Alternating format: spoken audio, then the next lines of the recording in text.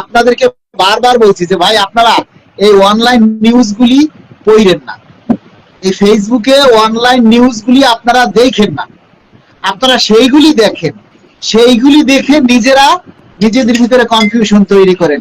অথচ আমরা যে আপনাদের দাবির কথাগুলি তুলে ধরি, যেটা লাইভ বাস্তব, আমরা সরকারের কাছে কি চাই সেটা আপনারা দেখেন না।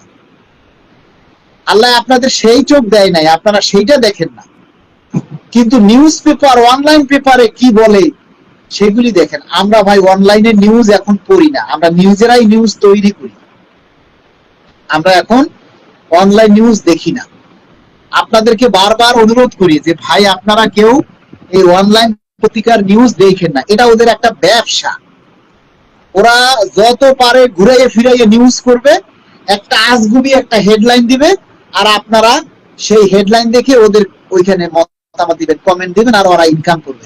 কেন ভাই আপনারা ওদের নিউজগুলো আপনার কেন দেখতে হবে? আমরা এই যে তথ্য সংগ্রহ করে আপনাদেরকে আমরা জানাচ্ছি, তাতে হয় না? হ্যাঁ, তাতে হয় না? রাশেদ খান পাঞ্জেরিয়ার কত দেরি, ওরে ভাই সবুরে মেওয়া ফলে। এটা এই সরকার আসছে হলো আজকে 4 মাস, এই বিএনপি সরকার ক্ষমতায় আসছে আজকে 4.5 মাস 5 মাস চলে, ফেব্রুয়ারিতে আসছে তাই না? ফেব্রুয়ারি, মার্চ, এপ্রিল, মে, জুন, জুলাই, ফেব্রুয়ারি বাদ মনে করেন, এই কত মাস?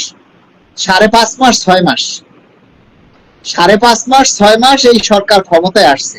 তারপরে বাজেট অধিবেশন হলো, বাজেটে বরাদ্দ রাখা হবে, সেই বরাদ্দের একটা ছাড়পত্র তৈরি করতে হয়, আইনি প্রক্রিয়া আছে, ভেটিং আছে, তারপরে এই আইবাস সিস্টেমের জটিলতা নিরূপণ আছে। সব কিছু কমপ্লিট করে যত দ্রুত সম্ভব সরকার গেজেট প্রকাশ করবে।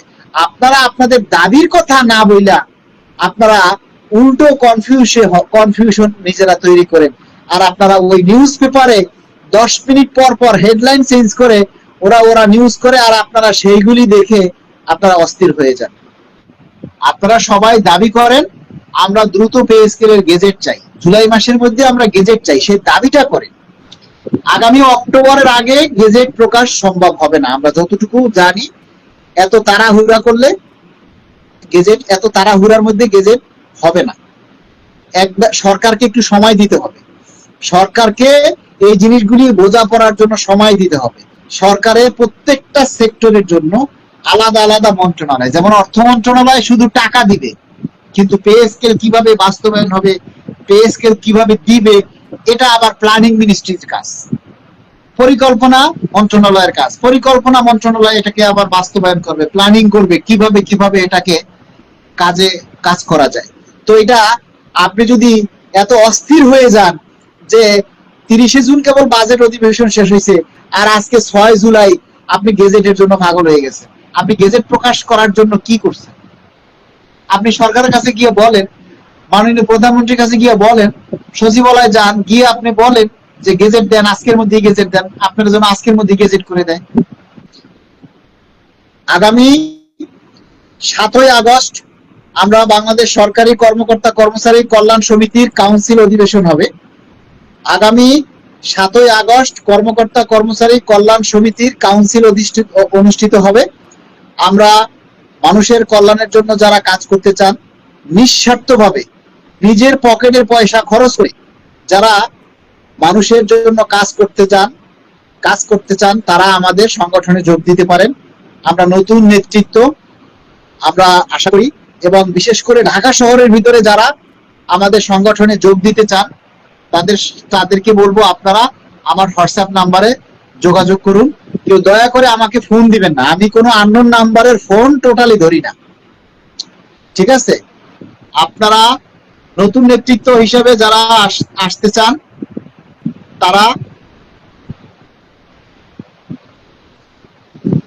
যারা আমাদের এই ইয়াতে আসতে চান, আমাদের সংগঠনে আসতে চান, তারা সবাই আমাদের সাথে যোগাযোগ করতে পারেন।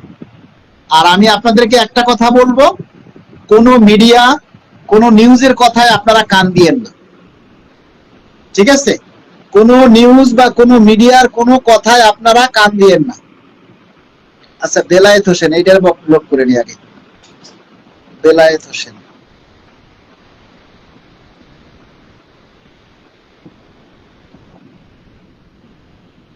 দিলাম।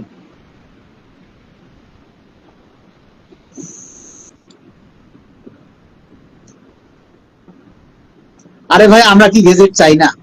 আমরা কি গেজেটের জন্য যুদ্ধ করতেছি না? আমরা কি কালকেই যদি গেজেট হয় তাহলে কি আমরা খুশি হব না? আমরা তো আমাদের পরিবারকে একটু ভালো রাখার জন্য, একটু সচ্ছলভাবে চলার জন্যই তো আমরা এত চেষ্টা করতেছি। তো আমরা কি চাইবো না যে দ্রুত গেজেট হোক? কিন্তু আমরা তো সরকারের সিস্টেম, সরকারের নিয়ম কানুন সম্পর্কে আমরা জানি যে একটা গেজেট হইতে গেলে কতটুকু সময় লাগে, তাই না? আপনাদেরকে বললাম যে 2005, 2009 এবং 2015 সালের প্রজ্ঞাপন হয়েছে কার্যকরের থেকে 6 মাস পরে। 3টা পে স্কেলেরই প্রজ্ঞাপন হয়েছে 6 মাস পরে, আর 2026 সালের পে স্কেলের প্রজ্ঞাপন আপনারা 1 সপ্তাহের মধ্যে চাইতেছেন। এজন্য এটা গাছে তৈরি করা আছে, ওখান থেকে খালি পার মোয়ার দিন। এলপিআর এর জন্য কিছু বলেন। আগস্টে এলপিআর শেষ। আগস্ট না ভাই, আপনার 1 জুলাইতে যাদের এলপিআর শেষ হয়েছে, 1 জুলাইতে যাদের এলপিআর না পিআরএল, 1 জুলাইতে 1 জুলাই 2026-এ যাদের পিআরএল শেষ হয়েছে তারাও সকল সুযোগ সুবিধা পাবে।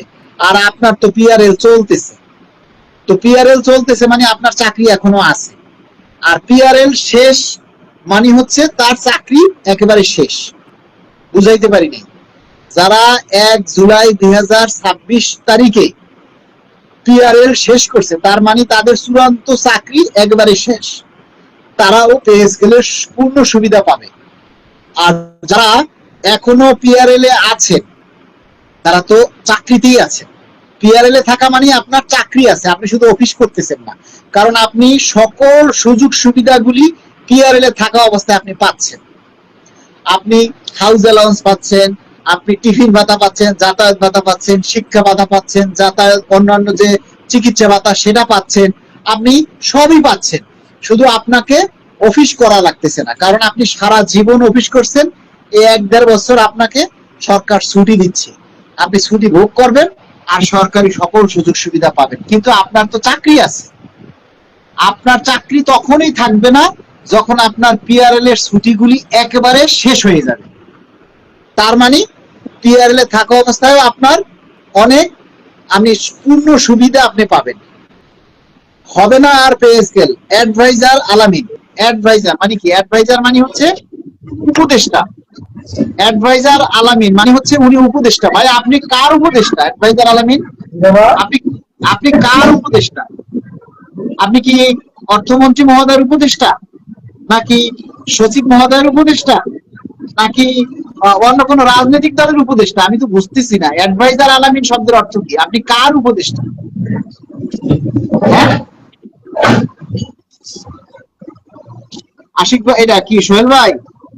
ভাই এই কমেন্ট ইয়াতে একটা কমেন্ট কপি মানে একটা কমেন্ট পিন করে রাখছি। এমনি শাহিন মিয়া লিখেছে, মিথ্যা কথা বলে অনেক টাকা উপার্জন করেছেন না। মানে কয় টাকা হতে পারে আনুমানিক? কয় লক্ষ নাকি কয় কোটি? এই টাকাটা আমি সুইস ব্যাংকে রাখবো নাকি অন্য কোনো ব্যাংকে খুঁজে পাইতেছি না। আমি একটা কথা বলি মালিক ভাই, আপনার লাইভে এখন 661 জন যুক্ত আছে। এর মধ্যে আপনি পাইছেন পাগল ছাগলের। হ্যাঁ, এই ছাগলের কথা শুনে লাভ নাই। ছাগল দিয়ে হাল চাষ হয় না, এত ছাগল দিয়ে আছে। ছাগলের কথা আপনি শুনেন কেন? না আজকে শুনেন, আমি আপনাকে আজকে একটু আপডেট দিই। আপডেটটা হচ্ছে, সবাই জিজ্ঞেস করতেছে আজকে সচিব কমিটির মিটিং হলো, সেই মিটিং এ কি ফয়সালা হলো। আমি বলেছি দেখেন, আজকে সচিব কমিটি এই পর্যন্ত মাত্র 3টা মিটিং করেছে মাত্র। সরকারি একটা জিনিস এত বড়, যেখানে লাখ লাখ কোটি টাকা জড়িয়ে আছে এটার সাথে, সেই জিনিসটা এত সহজেই হয় না। এবং আমি এই তথ্যটাও তুলে ধরেছি যে অতীতের 3টা পে স্কেল বাস্তবায়নের জন্য, প্রত্যেকটা পে স্কেল বাস্তবায়নের জন্য 6 মাস পরে গেজেট হয়েছে এবং ওই 6 মাসের বকেয়া দেওয়া হয়েছে। আর এবারের পে স্কেলটা সংসদে ঘোষণা হয়েছে। সংসদে ঘোষণা হওয়ার আগে মহামান্য রাষ্ট্রপতি এবং মাননীয় প্রধানমন্ত্রীর অনুমোদন হয়েছে। সেই অনুমোদনের পরে সংসদে ঘোষণা হয়েছে। এর পরেও কি এই পে স্কেল না হওয়ার কোনো সুযোগ আছে?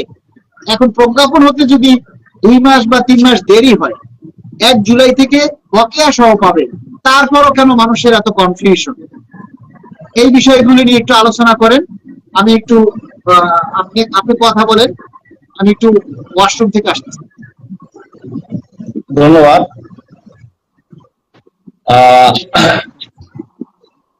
সর্বপ্রথম যারা অডিয়েন্স আছেন সকলকে ধন্যবাদ জানাই আমাদের সাথে যুক্ত হওয়ার জন্য। আমি আপনাদের কিছু কথা হলো গিয়ে পে স্কেলের জন্য আমরা সংগ্রাম করে যাচ্ছি। নট অনলি আমরা শুধু না, মেহেদী হাসান ভাই আছে, আমাদের ওয়ারিস ভাই আছে, আমাদের আরো এই দাবি আদায় ঐক্য পরিষদের ভাইয়েরা আছে, ওনারাও করছে, যত সংগঠন আছে তারাও করছে, আমরাও করছি, সবাই মিলে যেটা করছি। আর যারা করেন নাই, যারা এই বাজে কমেন্ট গুলো করছেন, তাদের আসলে সন্দেহ আছে তারা করছেন কিনা। দেখেন অনেক কষ্টের ফসল আজকে আমরা ঘরে তুলবো। এখন গেজেট দেখেন যতগুলো, আমি আমার চাকরি জীবনে একটা পে স্কেল পাইছি 2015 সালে। আপনারা হয়তো আমার থেকে অনেক সিনিয়র হবে বা জুনিয়র হইতে পারেন। 2015 সালে পে স্কেলটা আমরা ডিসেম্বরে এরিয়া সহ পাইছি। আমাদের কথা ছিল জুলাই 1 তারিখ থেকে কার্যকর হয়েছিল এবং তার ডিসেম্বরে গিয়ে আমাদের এরিয়া সহ আমরা 6 মাস পরে পেয়েছি। যেহেতু সংসদে এটা বিল আকারে উপস্থাপন হয়েছে এবং সংসদে বাজেট পেশ হয়েছে এবং বাজেট পাস হয়েছে। বাজেট পাস হয়েছে 9 লক্ষ কত টাকা যেন বাজেট পাস হয়েছে, সেখানে আমাদের পে স্কেলের কথা ছিল। যেহেতু বাজেট পাস হয়েছে, আমাদের এটা সহ পাস হয়েছে, এটা বাদ দিয়ে পাস হয় না। হ্যাঁ, আমরা পাবো, আজকে নয় কালকে পাবো। আর সচিব কমিটি দেখেন, পে স্কেলটা বর্তমানে সবচেয়ে বড় একটা ইস্যু, এটা আপনার বুঝতে হবে। আপনি যে কমেন্ট করছেন, আপনি বুঝেন পে স্কেলটা বর্তমানে বড় একটা ইস্যু, কারণ সরকারের অনেকগুলো টাকা আমাদের পে স্কেলে লাগবে। আর এটা আমাদের পে স্কেলে বাস্তবায়ন না করার জন্য, পে স্কেল বাস্তবায়ন না করার জন্য আপনার বাজেট ঘোষণা আগে কতগুলো সংগঠন সিডিপি সহ অনেক আমাদের বিপক্ষে অনেকগুলো কথা বলছিল, আপনারা জানেন। এবং সেটা সাংবাদিকরা আমাদের এইভাবে বলছে যে পে স্কেল বাড়লে আমাদের দ্রব্যমূল্য ঊর্ধ্বগতি হবে, এটা সেটা নানান ভাবে সরকারকে বুঝাইছে। কিন্তু সরকার কারো কথা কর্ণপাত না করে তাদের ইশতেহার অনুযায়ী পে স্কেলটা সব ঘোষণা করছে। এখন হ্যাঁ, বাস্তবতা আমার ক্ষুদ্র জ্ঞানে যেটা বলে, যেহেতু আমাদের বাজেট পাস হয়েছে, বাজেটের ভিতরে পে স্কেলে সব লেখা ছিল, সেটাও পাস হয়েছে। এখন আমরা পাওয়ার বিষয়, আর ছবি সচিব কমিটির মিটিং দেখেন, একটা পে স্কেল কার্যকর করতে গেলে একটা দীর্ঘ প্রক্রিয়া। এখানে 22 লক্ষ বা এর বেশি কম বেশি চাকরিজীবীদের বেতন নিতে হবে, অনেক কিছু আছে, সেটা একটু আয় বাসে দিতে হবে, অনেক ধরনের সমস্যা। হ্যাঁ, তার জন্য তাদের মিটিং করতেই হবে, আর মিটিং ছাড়া কখনো পে স্কেল বাস্তবায়ন হবে না, সেটা আপনারা জানেন। আর এখানে যদি ওখানে ওনাদের না বসে যে আপনাকে বসাইতো বলেন, তাহলে কি আপনারা কি পারতেন এক রাতারাতি দিয়ে দিতে? তাই সবকিছু বললেই তো হয় না। আমরা চাই আমাদের 1 তারিখ থেকে কার্যকর এবং গেজেটটা, যেহেতু সরকার সময় নিচ্ছে, তারা মিটিং করতেছে, মিটিং ফিটিং যাই হোক, গেজেটটা ইনশাল্লাহ এই মাসের ভিতরে আমরা দাবি জানাই। আমাদের দাবি জানাই তো সমস্যা নাই।